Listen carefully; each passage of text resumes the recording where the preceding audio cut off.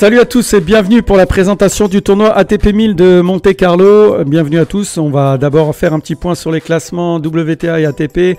Donc dans le top 10 WTA, on le voit, 11 Jabber qui chute de 3 places. Malheureusement, 11 Jabber qui connaît un début de saison difficile avec ses gènes au genou. On sait elle a une gêne physique qui l'empêche de s'exprimer.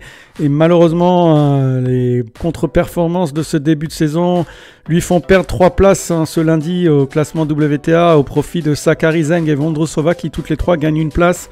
Donc 11 Jabber malheureusement qui a chuté face à la future vainqueur du tournoi de Charleston, donc l'américaine Danielle Collins. Danielle Collins justement qui grappille 7 places grâce à ses très bons résultats, un vainqueur à Miami, vainqueur la semaine dernière à Charleston.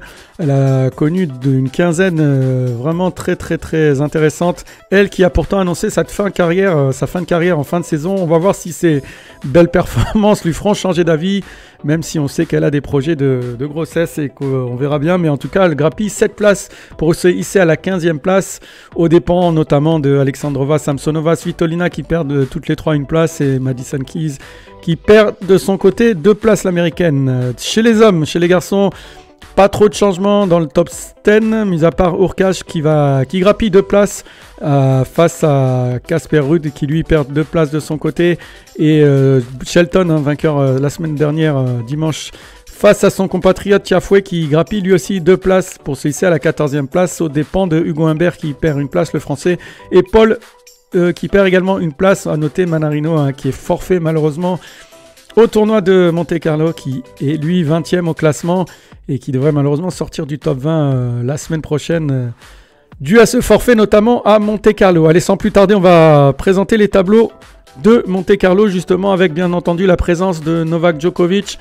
On suivra les plus belles affiches, on commentera les matchs en direct sur la chaîne YouTube, notamment Djokovic qui affrontera, donc exempté de premier tour, qui affrontera Safiullin, Arthur Fils qui est passé au premier tour et qui a battu le Hanfmann et qui affrontera Musetti. Dans la partie de tableau numéro 2, on a De Minaur qui affrontera Wawrinka qui a obtenu une wildcard. Et Corentin Moutet, issu des qualifications, qui s'est fait sortir malheureusement par Popyrin, qui affrontera Rublev, le tenant du titre, qui affrontera donc Popyrin au prochain tour. Dans la partie de tableau numéro 3, l'Espagnol numéro 3 mondial Alcaraz qui affrontera le Canadien Roger Aliassime qui a remporté son match face à Nardi issu des qualifications. Et Hugo Humbert qui a également battu un qualifié Coria qui affrontera donc soit Giron soit Zhang au prochain tour. On espère bien sûr un Alcaraz Hugo Humbert en 8e de finale. Dans la partie de tableau numéro 4, Hurkacz, le Polonais, qui est présent avec Casper Ruud, qui font tous les deux office de favoris dans cette partie de tableau numéro 4. Dans la partie de tableau numéro 5, on a bien sûr Zverev, l'Allemand, qui a exempté de premier tour, affrontera Hoffner. Et Tsitsipas, le double vainqueur ici à Monte Carlo, qui affrontera Jarry ou Etcheverry au prochain tour. On espère un Zverev-Tsitsipas en 8e de finale. Dans la partie de tableau numéro 6, Khachanov qui affrontera Cerundolo.